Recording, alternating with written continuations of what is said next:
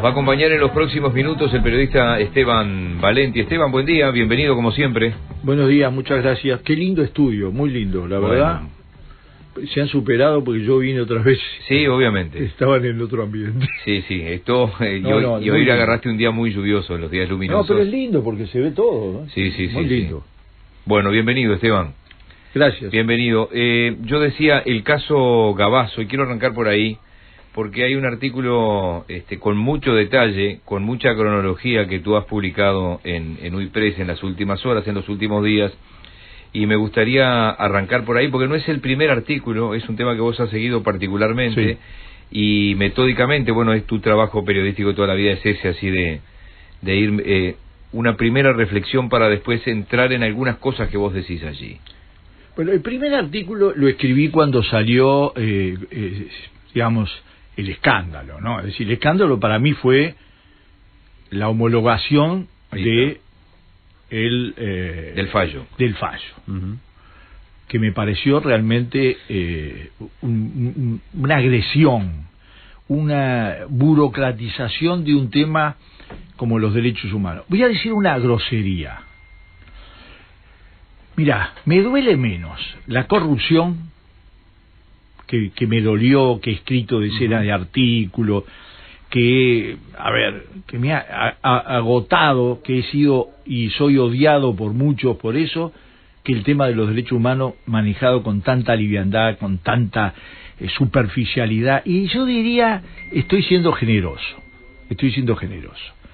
porque el primer artículo que escribí le puse "qué tupé", porque parafraseando el artículo de Beltrán, por el cual Valle después lo retó a duelo.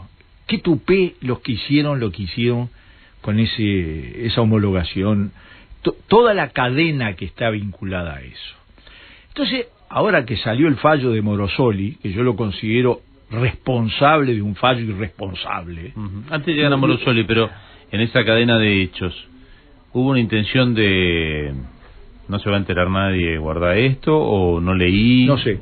Yo te voy a decir una cosa.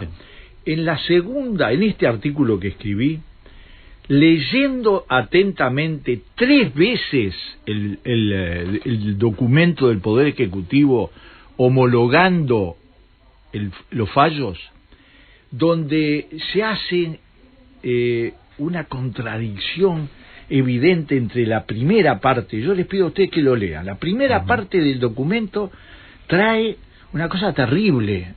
Es que dice que los juicios y los condenas por 28 asesinatos, tanto de Gavazo como de Silveira, no están suficientemente probados. Lo dice así. Y lo recoge la homologación. Pero que lo condenan porque no intervino por dejar preso a un oficial que es muy simple, es una imbecilidad, porque digamos, estaba preso injustamente porque el culpable era él. Claro. Por lo tanto, yo te quiero decir que es... Incriminarse a uno mismo no es delito. Pero bueno. No, pero no es obligatorio. Quiero decir, es contradictoria. Y después viene una parte que yo reproduzco en mi artículo, que está en UIPress todavía, donde dice que en realidad rechaza todos los elementos anteriores, pero no hay en todo el artículo una referencia, en todo el documento, una referencia a la reconocimiento por parte de Gavazo de que con premeditación y alevosía mató no dice, pero es obvio que lo mató, y llevó el cuerpo al Río Negro y lo tiró al Río Negro. Sí, El de Roberto Comensor, que además era de Malvin. Yo tengo por Malvin un especial, pero no importa, eso lo dice.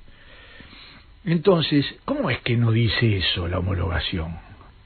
Entonces, ¿querés que te diga una cosa? No lo he dicho en ese artículo, se los voy a decir a ustedes. Lo leí de nuevo, y me parece una justificación por lo cual no iban a presentar nada. Presentaron la denuncia porque apareció una semana después en El Observador. Y eso, para mí... ¿Cómo juega el nombramiento de González en medio de todo ese interín? Porque Ariel González, como comandante en jefe del ejército, es nombrado el 12 de marzo y asume el 18 de marzo, y después sale el 31 de marzo, sale lo de Abercorp, o el 30, el sábado lo destituyen. Y lo destituyen porque integraba el tribunal, o sea que no se enteraron que integraba el tribunal. Pero ¿cómo además, los documentos del tribunal, estamos hablando de que hay 40 días desde que el Poder Ejecutivo conoce, digamos, el fallo, en el medio homologa el fallo, quiere decir, para cualquier cristiano o musulmán en cualquier parte del mundo, ¿qué quiere decir homologación? Que vos tomás conocimiento y lo aceptás. Sí, se respalda con la... Exactamente, y le das valor legal. Exacto. Porque el Tribunal de Honor no tiene el valor legal si no es homologado. Entonces, que voy a tomar un ejemplo que me busqué para comparar dos tribunales de honor. Entonces, en el medio, no es que hay un periodo, un vacío hasta que sale lo de Abercorp. En el medio hay una homologación. El 11 de marzo, el día antes de la reunión con el comandante en jefe del presidente de la República, reconoce en las declaraciones ante juzgado que le entregaron el expediente. Y no se le ocurrió pedir que le señalaran los aspectos más... Es decir, ¿por qué lo destituye? Lo destituye porque él lleva un documento acusando a la justicia. Lo destituye cuando quiere Manini Río, cuando mejor le viene, porque ya lo tendría que haber destituido antes. Fue comandante en jefe durante dos presidencias con el ministro Fernández Huidobro. Era un teniente de Artigas, es un teniente de Artigas porque no pierden esa condición. Y por lo tanto, era parte de un mecanismo, de una política militar, que durante el gobierno de Mujica y el gobierno de Tabaré Vázquez, hasta ahora que encontraron otro resto en el batallón 13, no encontraron más nada. Entonces eran todas casualidades. Pero además, y no se avanzó en nada prácticamente. ¿Y cómo ves esta instancia judicial del próximo 3 de octubre y cómo ves el accionar de Morosoli? Yo de Morosoli, mira, vos dijiste responsable de un fallo irresponsable. Absolutamente. Y lo digo claramente, fui a buscar antecedentes, el caso de lo de Maldonado, lo de el cambio Nelson. A mí, discúlpame, yo esa cosa que cuando sale un fallo judicial es poco menos que... Acá lo que hay ahora es una petición fiscal por ahora. Bueno, la petición fiscal para mí es gravísima, porque con la misma lógica, la justicia no puede escudarse en tecnicismo, tiene que tener una lógica de justicia, y la misma lógica de justicia que tiene para pedir el procesamiento o para convocar al comandante en jefe, tendría que ser para los responsables del Poder Ejecutivo, Ministerio de Defensa, Secretaría General de la Presidencia y el propio Presidente de la República, que lean las declaraciones y van a ver que hay contradicciones serias, absolutamente, con una diferencia. El comandante en jefe es una persona que declaró varias veces que estaba en contra del accionar de la justicia en los temas de los derechos humanos. Le llevó al presidente un documento en ese sentido, por lo tanto se le podía pedir. Es decir, es una persona absolutamente refractaria al tema de la verdad y justicia. Por lo cual la presidencia debió ser más desconfiado. Pero el presidente de la República, la presidencia, si le llevan un documento para firmar como ese que firmó, tendría que por lo menos haber dicho, a ver, muéstrenme aspectos esenciales. Están ocultos en el documento, no están en el documento. Y eso para mí es gravísimo. Es gravísimo porque acá hay temas humanos, acá hay temas políticos, acá hay temas institucionales, acá hay el fracaso absoluto y total de la política del Frente Amplio hacia las Fuerzas Armadas. Y el ejemplo es el partido de Cabildo Abierto. Manini lanza su candidatura con el retrato de Artigas que está en la Comandancia General del Ejército al otro día de que lo destituye. Sí, ya destituido sigue grabando allá adentro. Y graba y lanza un mensaje a los militares que notoriamente se transforman, digamos, en el cuerpo central de Cabildo Abierto. Lo demuestra el recuento de votos observados de las mesas de la elección interna, donde obtiene 46 a 54, creo, de 46 a 54. Obviamente es más evidente, pero demuestra la votación en departamentos como Artigas y Rivera, con un agregado que hay que hacer. Hoy está mucho más allá de los votos militares. ¿Crees que tiene los votos que le están marcando las encuestas? Eso no se puede hacer, pero hay le dan hasta un 12% empatando al Partido Colorado. Yo cuando entre las encuestas, que ahora estaba escuchando un programa donde debatía, cada una hace una explicación, pero hay diferencias del 70%, porque no es entre 6 y 12, o entre 8 y 12, no son diferencias de 4%, eso es diferencia del 100% del 80%. Claro. Bueno, es decir, cuando hay diferencias de ese tipo, hay algo que están dando mal.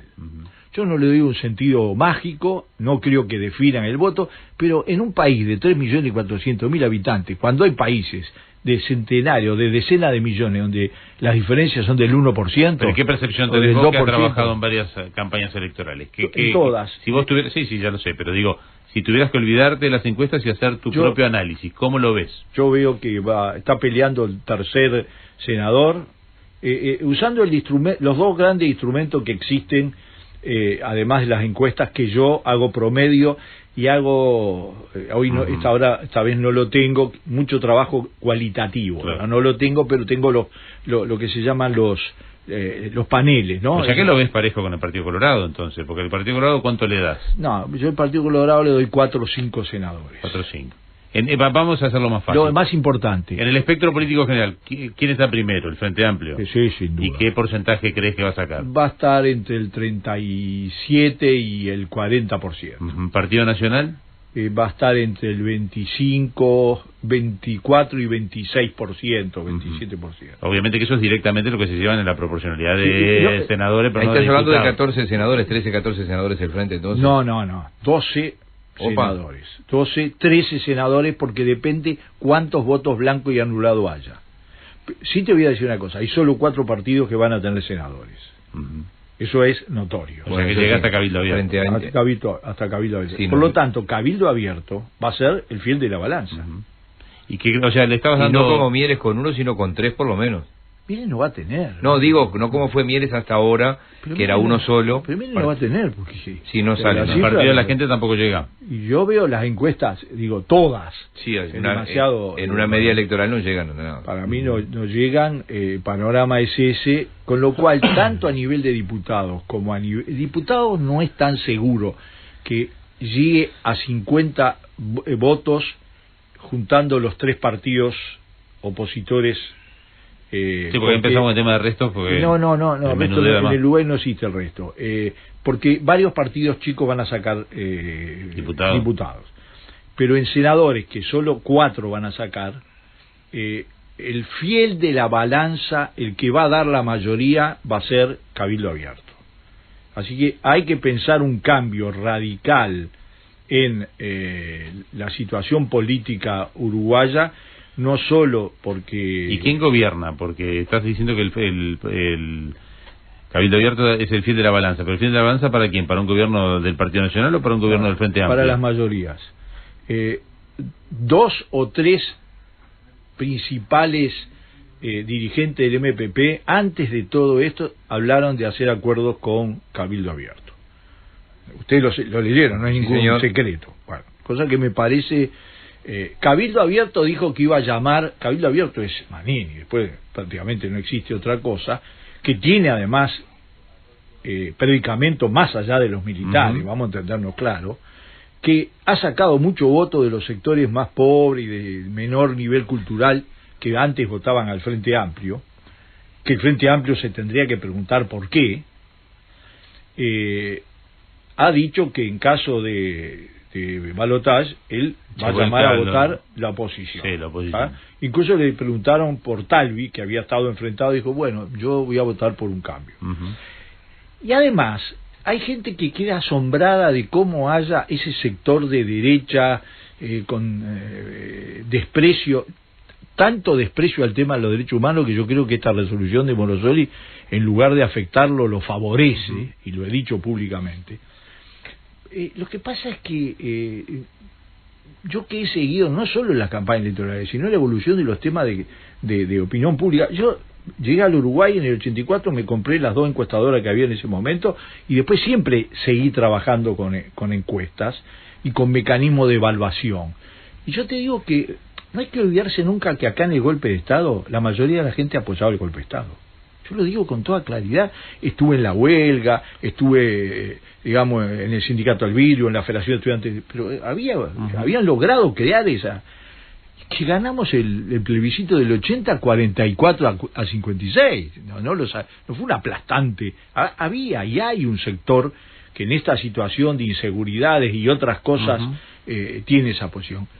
Y el Frente Amplio no se pregunta por qué colaboró a constituir eso en una fuerza política independiente. Es lo que vos marcaste como... Después de 15 años, no sería... Pero no como un hecho electoral. ¿Y crees que una instancia judicial lo fortalece? Entonces esta instancia judicial lo fortalece. Pero no tengo duda. Es decir, no tengo duda de que esta acusación... Claro. Sobre todo porque si tú haces el análisis de las fechas,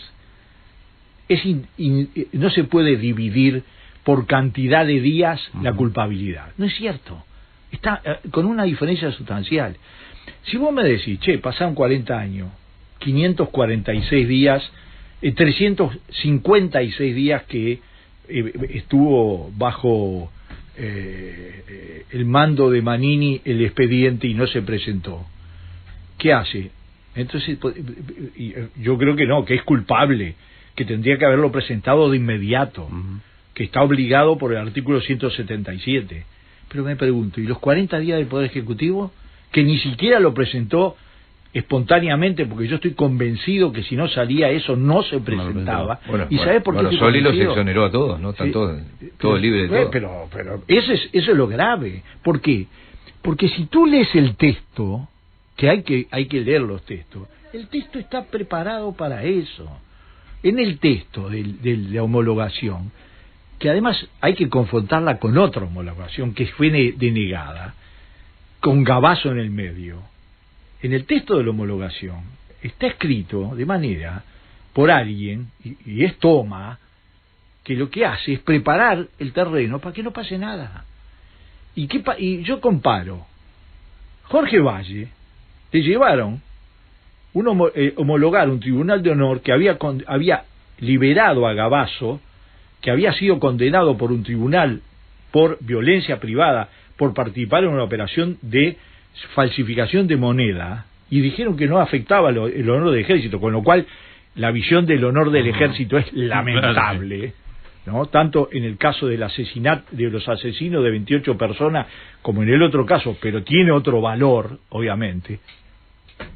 Y lo afirmó el comandante Pomoli, pero Jorge Valle y el ministro de Defensa Fau no lo firmaron, no lo homologaron. Así que no es que es un trámite, porque se pretende presentar la cosa como es un trámite que siempre hay que hacerlo. No es cierto. Acá tenés un ejemplo. No lo hicieron. No lo hicieron y dijeron, nosotros no estamos de acuerdo que no afecte al honor de la Fuerza Armada. Después de la pausa tendremos que preguntar por el debate. ¿Qué opinás? Sí, vamos a venir de cara al debate. ¿Qué opino? Bueno, hacer una pausa. Esteban Valenti está con nosotros, ya venimos con él.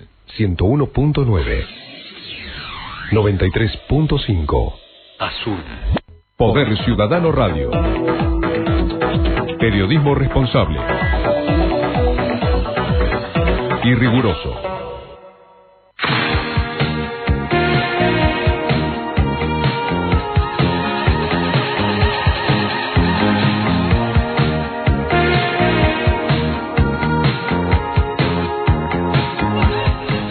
Nos está acompañando Esteban Valenti. Bueno, finalmente, después de 25 años, un nuevo debate, Esteban. Esta noche entre Martínez y la calle Pou y Martínez.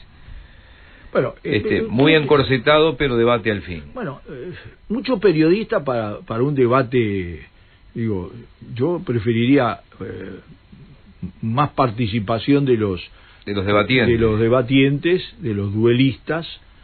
Yo voy a hacer una aclaración. A mí me parece bueno, está bien.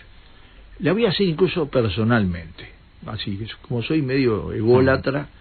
A ver, nadie duda de que yo soy un buen polemista, porque tendría que ser estúpido. Hace 30 años que estoy en los medios debatiendo, tengo 15 años de asamblea estudiantil y sindical, algo aprendiste. Sin embargo, y yo en un debate saldría bastante bien, he salido bastante bien, incluso en momentos que defendía cosas muy difíciles. ¿Y eso qué tiene que ver? ¿Yo por eso puedo ser un buen presidente? No soy un buen presidente, ni soy un buen candidato a presidente, y admito críticamente que no lo sería como presidente. Entonces, tiene su papel, pero no hay que... Pero dicho eso, ¿es mejor que haya o que no haya? Es mejor que haya, siempre, porque es una faceta más lo que se muestra. Que no es solamente lo que vayan a decir, sino cómo van a presentarse manejando los temas de gobierno, qué imagen de gobernabilidad van a dar, sobre todo en el nuevo momento, qué capacidad de negociación van a tener, porque el que sea elegido presidente, al no tener mayoría, cambia radicalmente. Usted piensa lo mismo que yo, que los dardos no van a ser muy punzantes porque después se necesitan. No sé si entero no se necesita ninguno. Yo creo que entero no se necesita. Y además primero están las elecciones. Yo creo que los dardos y la profundidad de los dardos dependen de una cosa fundamental. No se trata de ganar el debate, sino de ganar votos.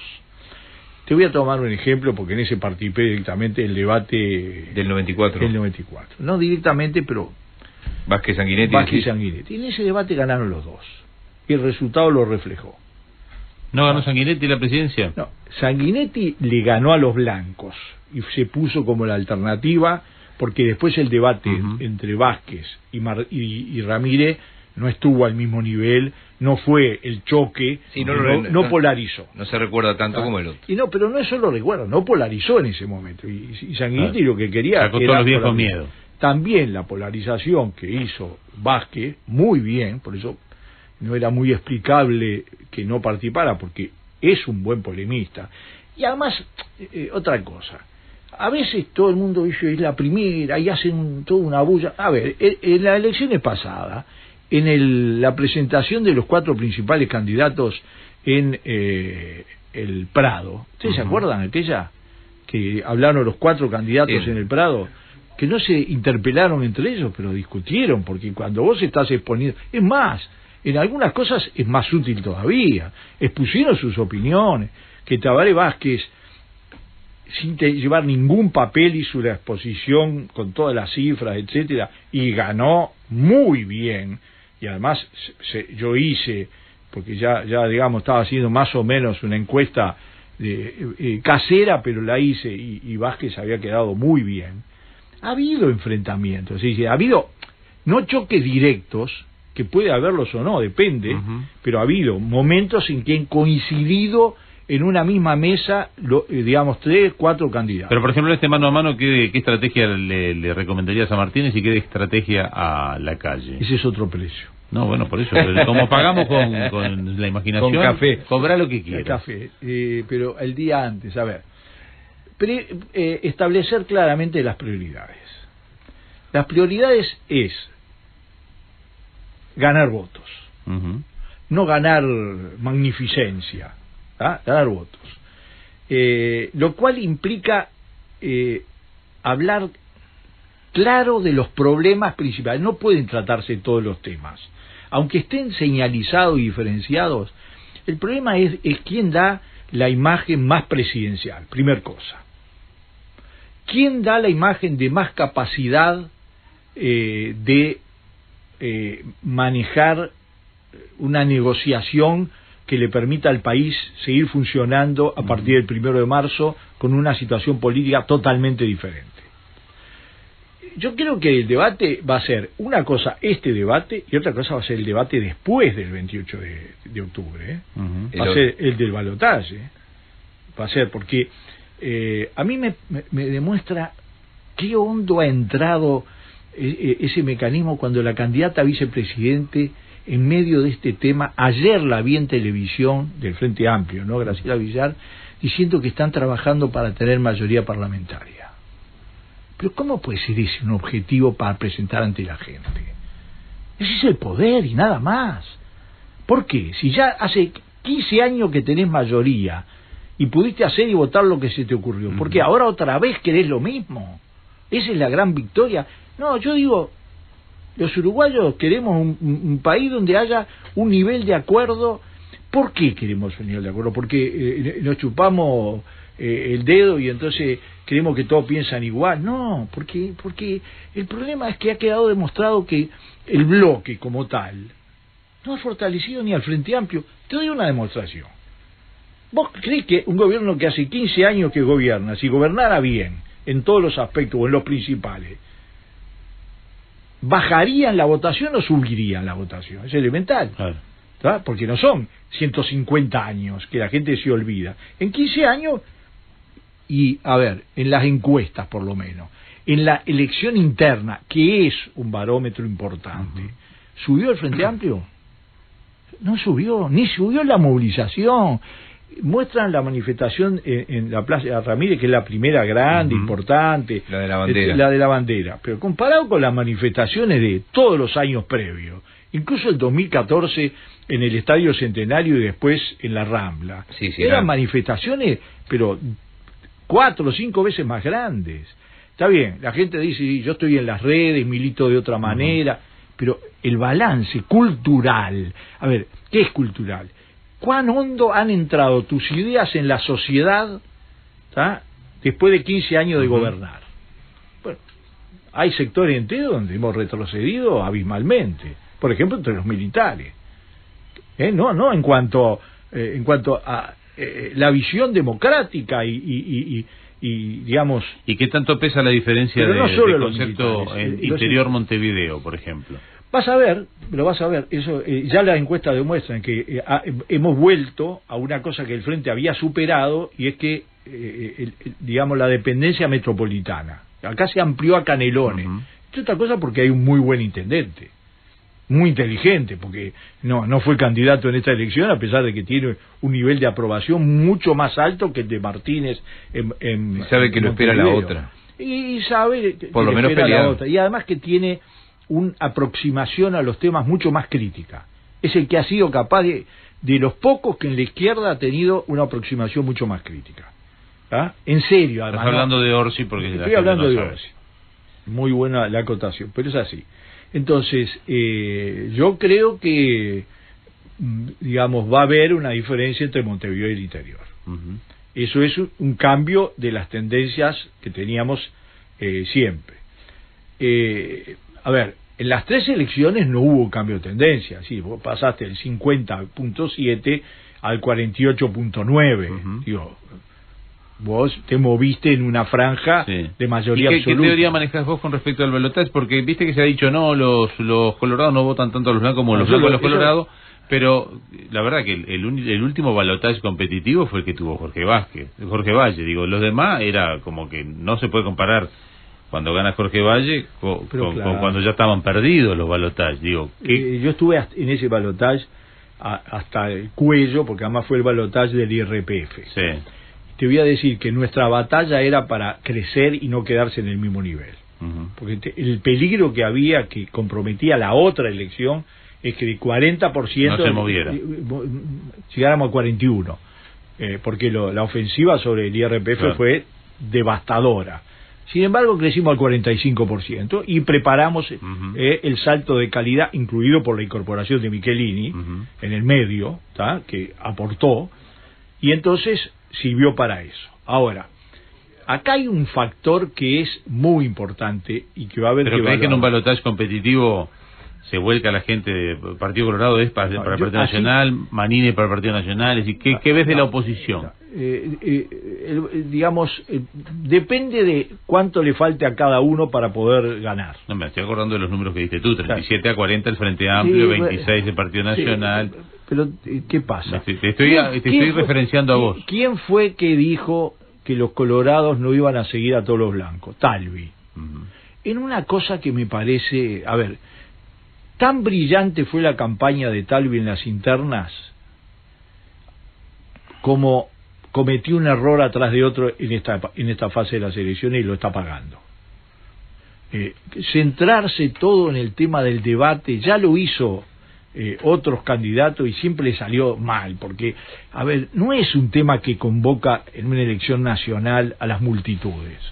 Entonces, el que dijo que los colorados no votaban todos a la calle y que los blancos votaban todos a él fue el propio Talvi, en un error, digamos, que se puede pagar caro en el futuro. Ahora, las campañas dependen de las circunstancias en que se den.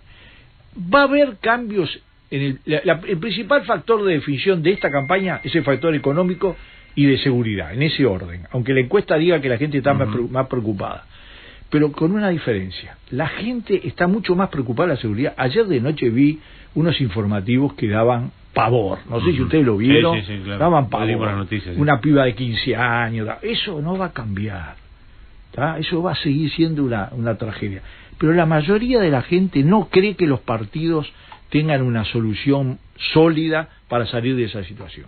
En todas las encuestas aparece eso. Sin embargo, toda la gente cree, la inmensa mayoría, que los partidos tienen que tener y van a tener algo para salir de la situación económica.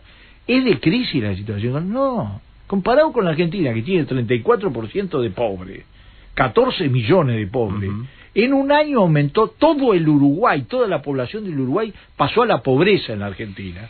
No es, pero eso en el Uruguay, los políticos no lo entendimos, me incluyo. Acostarse con dirigentes políticos argentinos que ganan las elecciones es amanecer orinados. ¿Está claro? Porque la gente, los uruguayos, sabemos que son totalmente diferentes. Entonces, vos fíjate los factores que van a jugar. Va a jugar el resultado en la Argentina, pero más que eso va a jugar cómo gobernar. Que nunca hubo un balotaje con el Frente Amplio sin mayoría absoluta. Claro, entonces, mayoría, sí. Si no hay mayoría absoluta, ¿cómo se va a conformar el debate y el programa para poder aplicar en esto? Eso es creíble que un Frente Amplio que durante 15 años y 30 de intendencia ha gobernado solo, aunque se aprobaron muchas leyes con varios aportes de otros partidos, esté en condiciones y tenga las aptitudes para manejar un gobierno de minoría. ¿Es creíble? La oposición, en su inmensa mayoría, está lejos, muy lejos del Frente Amplio. Es decir, y ese lejos no es solo responsabilidad del Frente Amplio, es cierto, es responsabilidad también de la oposición, pero eso es una realidad política que está muy lejos. En tu opinión personal, ¿el Uruguay necesita un cambio de fuerza política en el gobierno? No, el Uruguay necesita un cambio, porque de continuar por esta vía o este camino de flotación con el mínimo esfuerzo, de administración de las condiciones básicas, esperando que nos salve UPM y algo más. Bueno, se jugaron toda la plata a eso. Sí, pero ¿sabes qué pasa? Es jugar demasiado por algo que te va a dar. Yo lo apoyo, lo he defendido públicamente, no me lavo las manos. O sea, creo que además las posiciones, yo he ido asumiendo la importancia extraordinaria, así como del feminismo. Yo creo que las dos revoluciones que le faltan a este mundo para un cambio histórico, hay más. Una es la verde y otra es la feminista. Digo feminista quiere decir no es el LGBTI, no, eso es una forma. Es decir, el hecho que las mujeres tengan las mismas capacidades de participar del poder que los hombres a todos los niveles es una revolución que el mundo no es un problema de justicia hacia las mujeres. Hablando de mujeres, después de ¿cuántos años de novio se 30, va a casar? No, novios no. Bueno, ¿de qué son? Y vivimos juntos hace 30 años. ¿Y se ponen el gancho? Sí. Este mes, el mes que viene. Qué mala gente. Nos casamos este mes. ¿Cómo fue? Me quedaba una política, Jorge, para terminar. La otra revolución es verde, además de la feminista. Y la revolución verde, una de las peores cosas que tiene son los primitivos, como todas las revoluciones. Son los fundamentalistas. Los troncos, los fundamentalistas. Si vos me vas a decir que para proteger el medio ambiente lo que vas a hacer es paralizar todo... Es buena frase, más que la revolución verde, el problema son los troncos, es buena frase. Claro que sí, claro que sí. Y el problema es que cuando nosotros tenemos una experiencia, 12 años de UPM y 6, 7 años de Monte del Plata, no son en absoluto el factor de trabajo no derraman, por lo menos, porque hemos ido perdiendo puestos. No, derraman mínimamente trabajo. No, hay miles, pero no importa. Acá estamos hablando del medio ambiente. Pero no solucionan el problema del país. No, pero bueno, a ver, son miles de puestos en la cadena. Sí, sí. Son miles de puestos en la cadena. Pero acá estamos hablando de si tenerlos o no tenerlos como tema medioambiental. En 12 años es 10 veces más la contaminación de todos los elementos, digamos, contaminantes del río Gualeguaychú que de la planta UPN. Sí, eso que la última de mi parte. ¿Sos de los que va a votar en blanco anulado en noviembre en la segunda vuelta? Anulado, voy a votar. ¿Por qué? No me gusta votar por descarte. Yo no milité 58 años de mi vida para terminar elegir absolutamente por descarte. Además creo que la izquierda necesita barro, un sacudón, pueblo, y eso le va a dar también obligación de analizar, le va a dar obligación, no es automático, yo creo que muchos van a querer salir a echar culpas a la ofensiva norteamericana, a la ofensiva de la derecha. El plan Atlanta. A mí me da risa, pero la derecha, ¿qué quiere que haga? Hace cosas de derecha, ¿está? Es decir, es muy simple, así como la izquierda tendría que hacer cosas de izquierda, pero básicamente cualquiera de las dos alternativas que existen, y lo voy a demostrar con un solo hecho, no hay ninguna encuesta en la que los uruguayos no definan dónde están a nivel de derecha, izquierda y centro, claro. En todas. Por lo tanto, la autodefinición ideológica funciona claramente. Que puede haber confusiones, que puede haber, pero existe. Y además es bueno que existe, es mentira que es un mecanismo anacrónico. Yo lo que no creo es que sea el bien y el mal, que la derecha toda sea igual. Por ejemplo, un hecho importante, la derecha en el Uruguay hasta ahora era una derecha con claras definiciones democráticas. Ahora lo tiene que probar el Cabildo Abierto, lo tiene que probar. Es más, te diría, hay gente que está mucho más a la derecha que Manini Ríos adentro del Cabildo Abierto, porque fue un imán para traer gente. Sí, obviamente. Y algunas declaraciones lo demuestran. Entonces, en ese cuadro, yo, digamos, no quiero elegir. Me he jugado, además lo digo porque lo he escrito para que quede, para que alguien me lo discuta. Yo hice todas las campañas electorales que hice desde el 89 para adelante todas, incluido la del 2014. Pero la hice en Santa Fe, con Wiener. La hice a nivel nacional con Wiener, salió segundo. ¿Tá? Yo las hice absolutamente como militante. No cobré un centavo. Pero así, un centavo. Y después Frente Amplio contrató gente que cobró y cobra mucha plata. Allá ellos, cada uno tiene... Yo, ¿por qué no cobraba? Porque cuando sos empleado tenés una limitación fundamental. Y cuando vos tenés una habilidad que desarrollaste porque teníamos unos grupos potentísimos de gente, pero las campañas electorales, el problema es el que dice sí o no, porque propuestas tenés 10, pero tenés que decir esta. En el jingle tenés varias, tenés que decir esta. En el debate tenés que optar. Y yo estaba a cargo no de toda la campaña, porque a mí me tocó la del 2004 nada menos que con Brobeto, que era un gran compañero, es un gran compañero, pero yo me ocupaba del tema de la comunicación, y Tabaré Vázquez en eso era absolutamente respetuoso del trabajo de todos, con una característica. Algunas de esas campañas, yo lo que tenía era un equipo de filmación atrás de Vázquez, y el 40% de la campaña, no de la campaña del 89 donde empezó Vázquez, que no lo conocía nadie, y lo hicimos conocer nosotros con la campaña de la 1001, y lo pagamos nosotros, cuando el Frente Amplio no hizo nada por Vázquez. Yo estoy hablando del 2004, ¿sabes cuál fue el centro? Sus giras. ¿Por qué? Y porque se quedaba el coche parado en Fray Bentos, en la caravana, enfrente a la sede de los Colorados. Él salía, iba, los abrazaba, los Colorados lo abrazaban y el equipo firmaba. Se desmayaba la mujer, que algunos creyeron que era pobre, no digo, son débiles mentales. Que era actuado. ¿Quién va a hacer desmayar a una mujer y Todas esas cosas es subestimar a la gente. La gente es mucho más inteligente de lo que algunos políticos creen. Hay algunas iglesias que hacen unos milagros que a mí me generan duda, capaz que subestimo, pero son otros temas. La última, Jorge. Eso se ve que... A ver, la gente que no... una comparación maliciosa. Bueno, felicitaciones a los dos por la decisión que tomaron particular del matrimonio. Sí, estamos contentos porque después de 14 nietos, una viñeta que es mía, no es de Selva. Era hora, ¿no? Claro.